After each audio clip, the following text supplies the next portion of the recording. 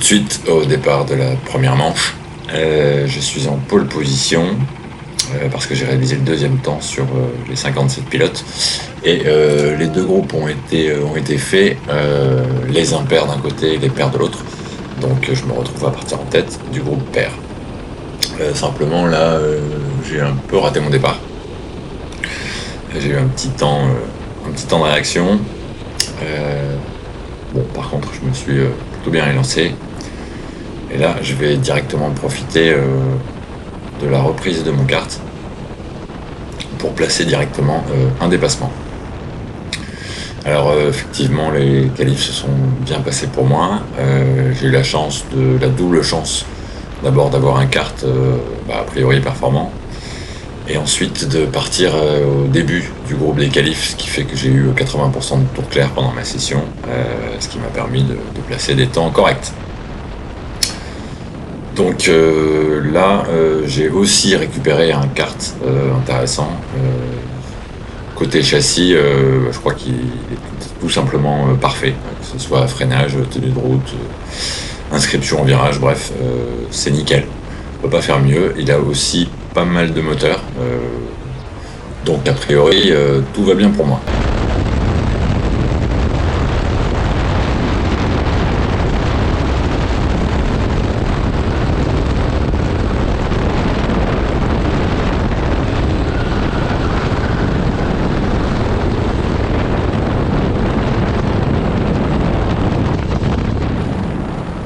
Je suis devant, mais je ne crée pas du tout d'écart avec les pilotes qui me suivent. Au contraire, même je subis quelques petites attaques par moment, je prends un petit bump.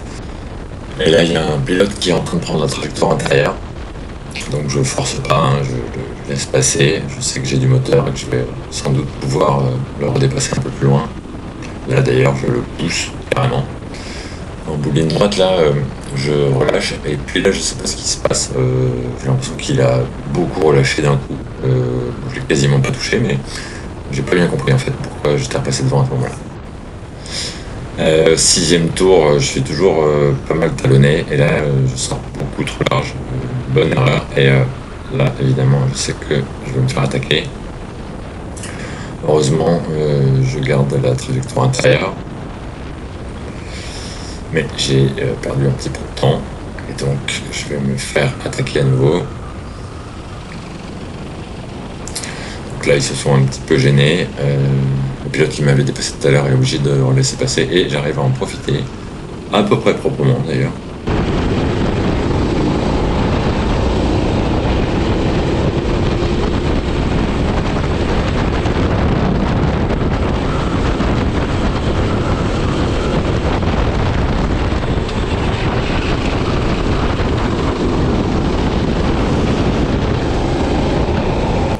Ici, je suis sorti un peu large, mais j'ai conservé un assez bon élan. Et là, je vais profiter au maximum à la fois du moteur et de l'aspiration. Le timing est parfait là. J'ai largement la place de dépasser tranquillou. Et je repasse en tête.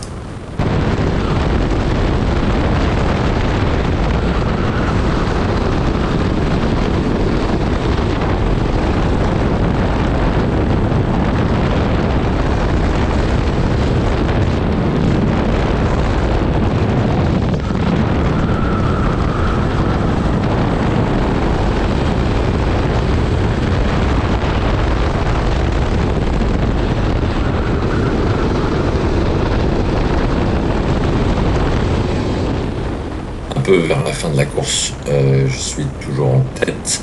Le kart 21 me colle toujours. Il aura passé à peu près toute la course dans mes échappements. Et là, on le voit pas, mais il fait une petite tentative pour essayer de me manger à l'intérieur, mais il voit qu'il est trop court et il relâche, il coupe et il me laisse le passage. Ce sera arrivé une ou deux fois pendant la course. Donc un super comportement, vachement fair play, à part quelques petits bumps de temps en temps et deux tentatives pas méchantes et sur lesquelles il n'a pas insisté. Et en plus il viendra me féliciter à la fin de la course. Donc super pilote. Et puis donc victoire pour moi dans cette manche. Donc super content. Et on se retrouve directement au départ de la manche 2. Donc là, toujours la même chose, je pars en tête. Le départ se passe un peu de la même façon, c'est-à-dire que je perds la tête tout de suite. Et là, je commets une grave erreur, puisque j'essaye impatiemment de faire un intérieur un peu foireux, je perds énormément de temps. Et comme j'ai pas le même kart que tout à l'heure, notamment moteur, je vais me faire trouver très vite.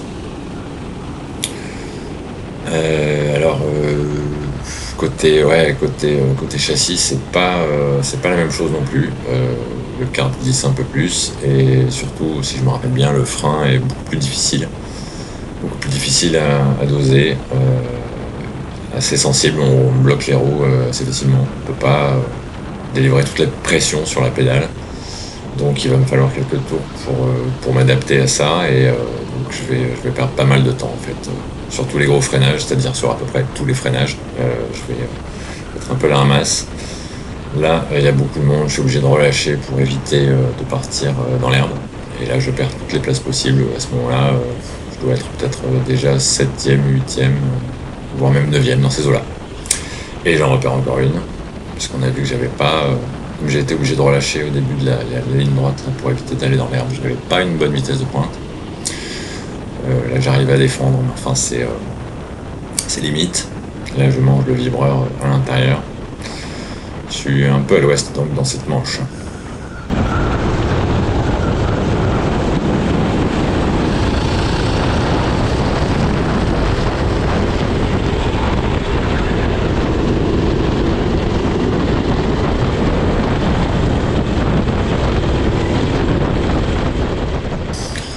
Directement au 5e tour, on voit que l'écart avec le groupe de pilotes qui m'a dépassé tout à l'heure ne diminue pas. Il a l'air de rester à peu près constant, mais enfin je suis toujours pas mal attaqué.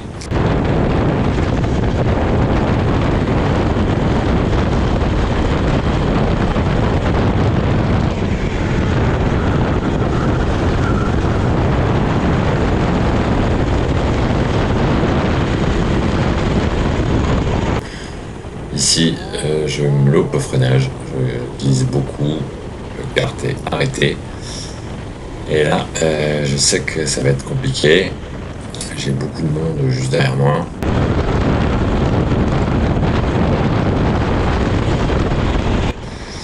Instinctivement, je retarde un peu mon freinage, mais malheureusement, je glisse, je me fais un peu bouger. Et voilà, c'est compliqué, j'ai du monde à l'intérieur. Et cette fois-ci, je décide de faire aucune concession. Pour autant, après coup, je me dis que je me suis quand même assez mal démerdé. Putain, je me suis mal démerdé. Pourtant, j'ai pas fait une concession. Oh merde. Ah bah super, merci hein. Oh putain. Donc là, le kart est complètement enfoncé, j'ai aucune chance de le sortir tout seul. Heureusement, il y a un Marshall qui était pas loin, qui me voit et qui vient me filer un coup de main. J'arrive à m'extraire. Et je repars, mais j'ai presque pris un tour de retard, donc évidemment, voilà, on va pas se faire toute la course, hein, je finis évidemment dernier, avec en bonus le crash le moins spectaculaire de l'histoire. Donc je finis 29e pour la finale, ils accordent des points en fonction des résultats obtenus aux deux manches. Donc avec tout ça, je me retrouve 25e sur 57. Ce qui fait que je m'élance 25e sur 29 du groupe, du bon groupe, en fait, du groupe rapide. Donc là, j'ai une stratégie assez claire au début de la course, c'est d'éviter les ennuis, d'éviter les embouteillages, prendre des trajectoires, si possible, opposées à celles de là où il y a le plus de pilotes, de manière à surtout essayer de percuter personne pour conserver l'élan et le momentum qui peuvent me faire gagner beaucoup de place. Donc là, ça s'est plutôt bien passé sur les 3 premiers virages. Et là, je garde toujours cette stratégie. Et là, malheureusement, il y a un crash. Et boum, je me retrouve... alors là, c'est intéressant parce que je suis le seul à être sorti de la piste. Et je repars donc dernier. La caméra avait à moitié foutu le camp. Le temps que je me rende compte, le tour est presque bouclé. Donc je suis à nouveau 29e. Alors j'ai un peu moins de retard que tout à l'heure. Donc je vais essayer évidemment de remonter le plus possible. Mais simplement sur ce circuit, quand on commence à avoir 15 ou 20 secondes de retard d'emblée sur le peloton, c'est compliqué. Notamment parce que on a du mal à trouver du monde pour nous aspirer. Et ça va être un peu l'histoire de cette finale. Le kart est plutôt pas mal. Il est mieux qu'en deuxième manche, pas aussi bien que la première, mais ça va, c'est correct. Mais malheureusement, on voit qu'il m'a fallu quasiment 5 tours pour arriver à me rapprocher de quelques nouveaux pilotes. Là, je suis un peu court pour le doubler. Et on va voir que je vais rester quand même pas mal de temps derrière ce pilote à la capuche jaune, orange. Je me rappelle que je me sentais quand même assez nettement plus rapide que lui. Mais je vais faire preuve d'impatience, lui il va défendre et puis en fait je vais perdre plus de temps que je vais en gagner avec lui.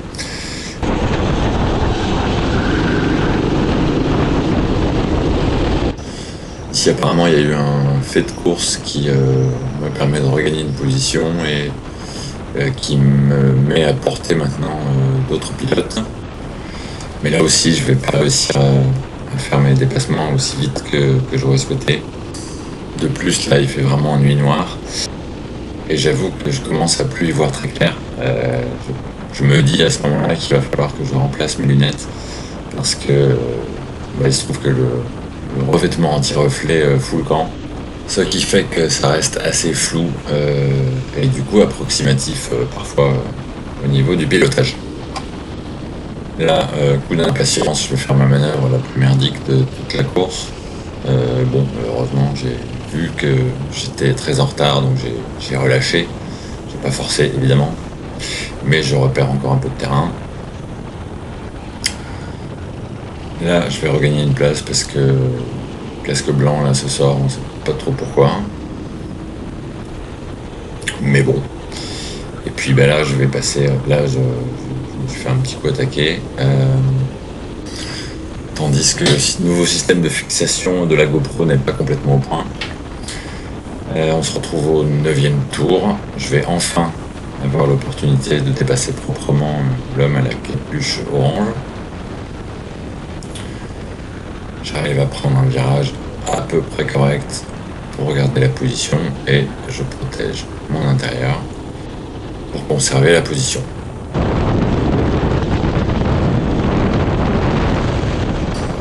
Au tour suivant, j'arrive enfin à remonter sur un petit peloton. Je me dis que là, j'ai une bonne opportunité de pouvoir dépasser plusieurs pilotes.